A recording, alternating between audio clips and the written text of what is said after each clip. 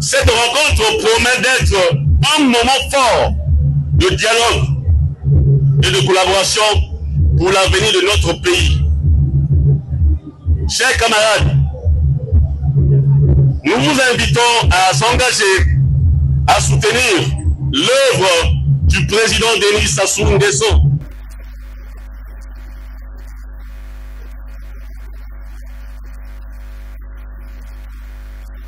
Le mouvement des jeunes présidentiels n'est pas une simple structure politique. Il est une vision, une idéal, une promesse pour notre jeunesse. Aujourd'hui, avec l'installation de notre président Fouman à Rwanda, nous réaffirmons notre engagement à mobiliser la jeunesse, inspirer les jeunes.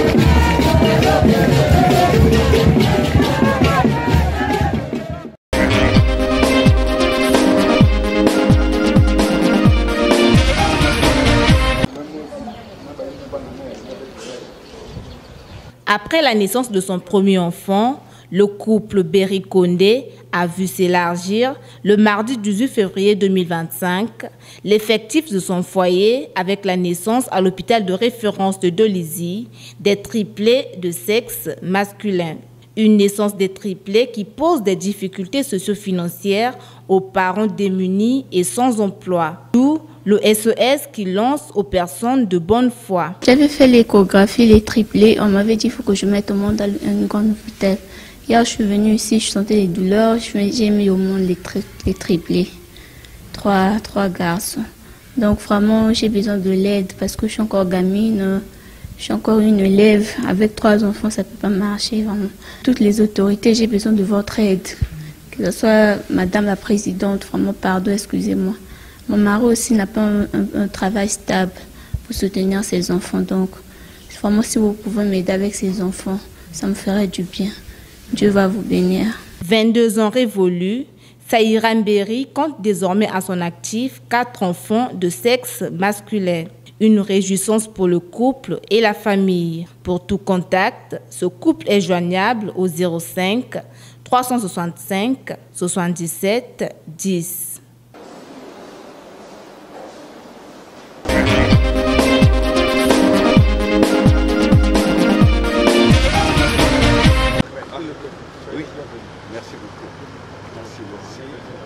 Une délégation des autorités locales du département du Kwilu, conduite par le préfet de ce département, Paul Adam Dibouilou, s'est rendue le mercredi 19 février 2025 à la rivière Numbi, dans la sous-préfecture d'Nzambi. Descente effectuée pour s'enquérir de la situation du bac et d'un véhicule immergé dans cette rivière, causant 3 morts le mercredi 12 février dernier.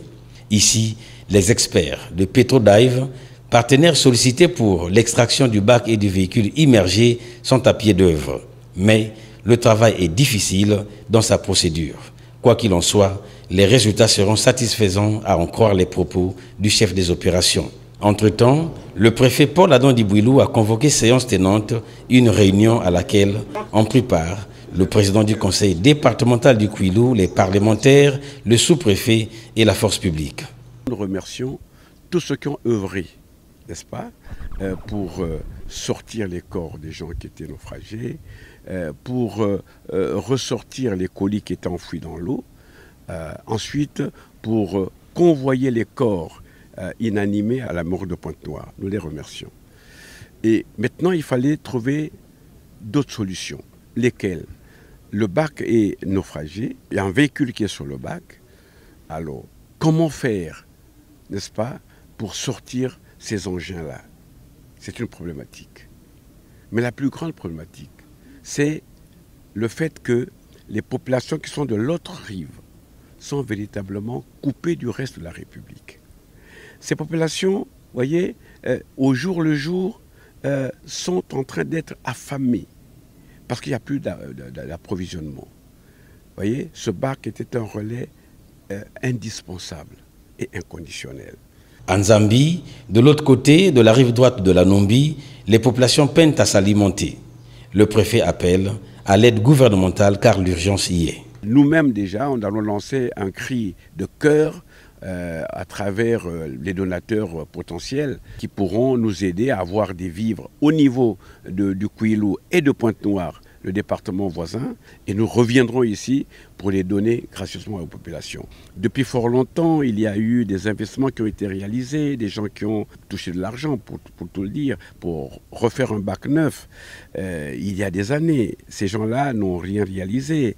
Et très récemment, il y a encore une autre entreprise qui a eu une avance pour venir refaire le bac, le réhabiliter, et ça n'a pas été fait. Il y a quelques mois, nous sommes venus ici avec le chef du gouvernement, le Premier ministre, avec une société qui devait entreprendre les travaux de la construction du pont. Jusqu'à la date d'aujourd'hui, bon, on ne sait pas où est-ce qu'ils sont.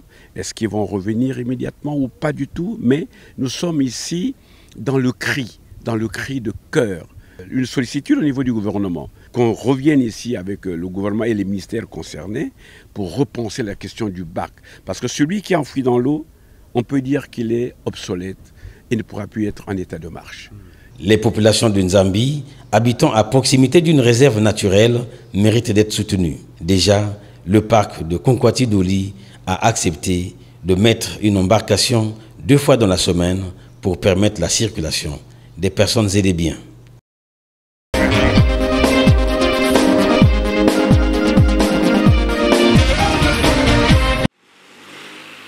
Sur l'avenue de l'aéroport à Pointe-Noire est situé Giovanni et Mami University, GEMU en sigle, un projet 2023 du promoteur concrétisé en 2024. Une nouvelle université des métiers d'avenir orientant ses enseignements sur l'intelligence artificielle. Un cadre académique pittoresque subdivisé en 2 blocs fonctionnels. Le bloc administratif où l'on retrouve une salle de réunion du personnel et le bureau du recteur. Le bloc technique dans le 2e bâtiment où l'on découvre la salle de machines, un centre de recherche GMU Lab composé des laboratoires de biologie moléculaire, physico-chimie et microbiologie. Au rez-de-chaussée, le bloc de la scolarité et de réception pour les informations académiques. Une visite guidée ayant permis à Christ Okanze de faire valoir sa structure. L'université existe depuis octobre 2024. Nous avons ouvert la première promotion d'étudiants en sciences de données pour les préparer aux formations sur l'intelligence artificielle et également un parcours en biotechnologie. Alors l'intelligence artificielle, ce sont aujourd'hui des technologies émergentes. C'est la révolution technologique la plus marquante depuis Internet. Nous les préparons à tous ces systèmes génératifs pour optimiser leur productivité au travail, pour faire ce que nous humains savons faire, mais avec plus de performance. Les matières ici sont autour des sciences, de la technologie et de l'informatique. Donc, on renforce leur socle scientifique, on les outille pour qu'ils apprennent à traiter des données massives, ce qu'on appelle le big data, et on leur donne des compétences en informatique, principalement en programmation et développement informatique. Nous avons ouvert le cycle licence d'abord. Là, nous sommes à la première année. Ce cursus se suit jusqu'à dans 3 ans pour délivrer la première promotion. L'année prochaine, nous allons ouvrir les licences 1 et les licences 2 pour ces cursus. Que nous sommes pionniers dans le secteur, nous sommes les premiers avec ces formations inédites, principalement sur l'intelligence artificielle et les biotechnologies. Personne au Congo ne l'a encore fait, nous avons osé prendre le pas, ce qui fait de nous la première université en intelligence artificielle au Congo. Le message, c'est d'inviter les étudiants, bacheliers ou futurs étudiants qui souhaitent se lancer dans ces carrières, de se rendre auprès de notre université, soit sur nos réseaux sociaux ou sur notre site ici à Pointe-Noire. Surpris en pleine session d'examen, 2 étudiants ont donné l'intérêt de la formation. Je suis venue ici parce que c'est uniquement ici à Pointe-Noire qu'il y a ce parcours en biotechnologie. Et je suis venue ici dans cette école pour pouvoir être dans la recherche dans l'avenir pour mon pays. Oui, c'est meilleur. Il y a beaucoup d'ouverture et il y a beaucoup d'opportunités d'emploi. Je suis étudiant en première année de modélisation et sciences de données. C'est un cursus passionnant. Ça fait un moment que je n'ai pas eu l'opportunité de le faire parce qu'il n'y avait pas d'université au départ. Mais quand j'ai entendu parler de JMU, je me suis lancé. L'intelligence artificielle, c'est un domaine qui aujourd'hui est très en vue, très en vogue. C'est quelque chose qui fait beaucoup parler parce que c'est un domaine d'avenir. C'est quelque chose qui peut révolutionner beaucoup de choses dans plusieurs domaines. Dans l'automobile, par exemple, avec les voitures électriques sans chauffeur, les voitures autonomes. Giovanni et Mami University accueille à son sein 13 étudiants en licence de la première vague de l'année académique 2024-2025. Ça, c'est une hotte à flux laminaire, c'est un équipement de protection.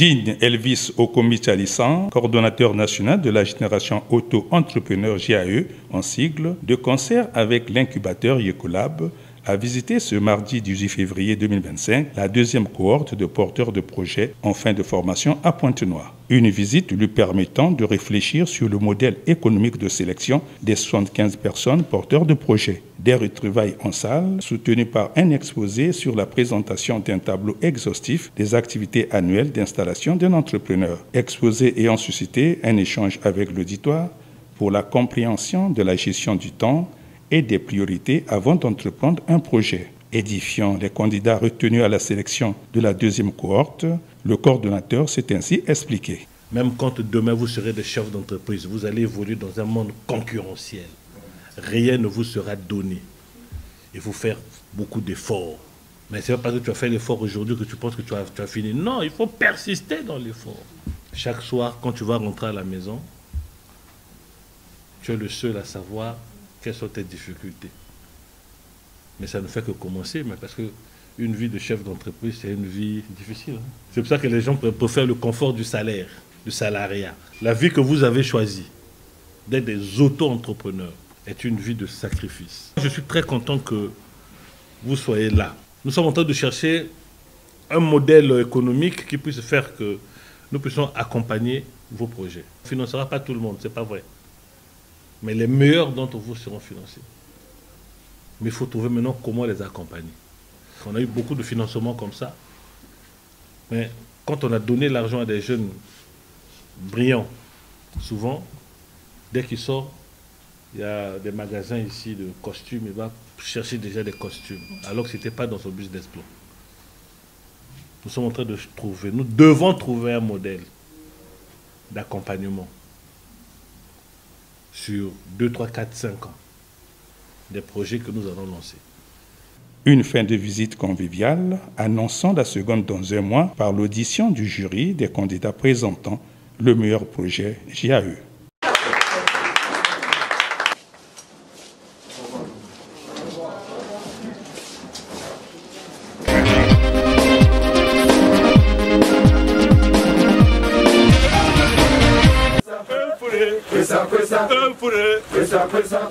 Créé en 2019, le club tiré du président d'honneur, Guy Opambongo Passy, a soufflé sur ses 6 bougies le dimanche 16 février 2025 à Brazzaville. Les marcheurs venus du district de Mayeye, dans le département de la Lécoumont, et ceux du club tiré de Brazzaville ont participé à une marche du vivre ensemble.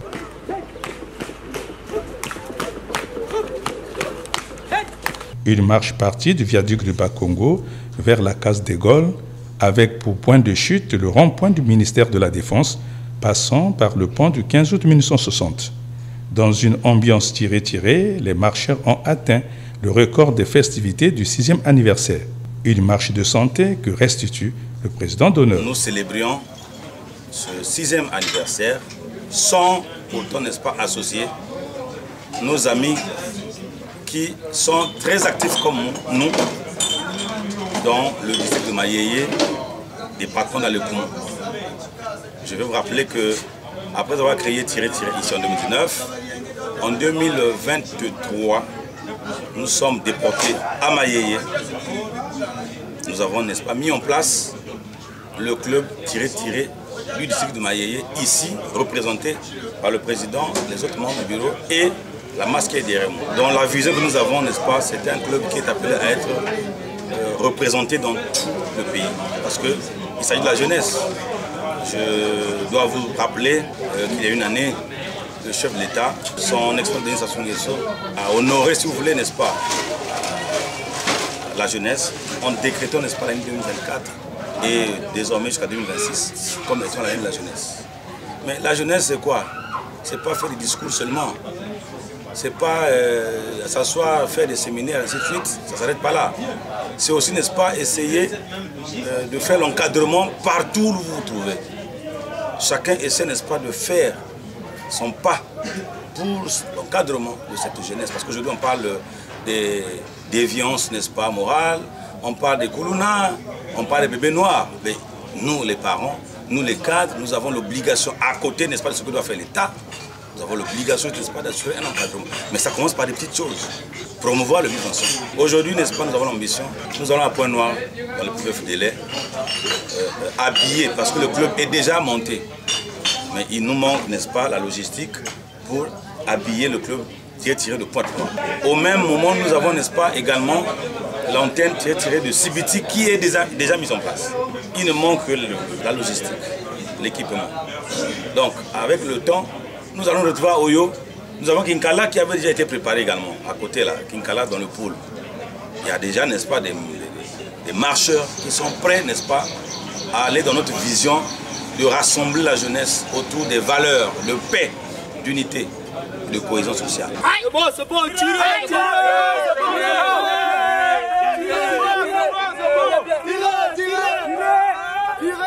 Des initiatives du vivre ensemble qui devraient se pérenniser pour permettre aux Congolais de se connaître et de mettre fin aux barrières ethniques.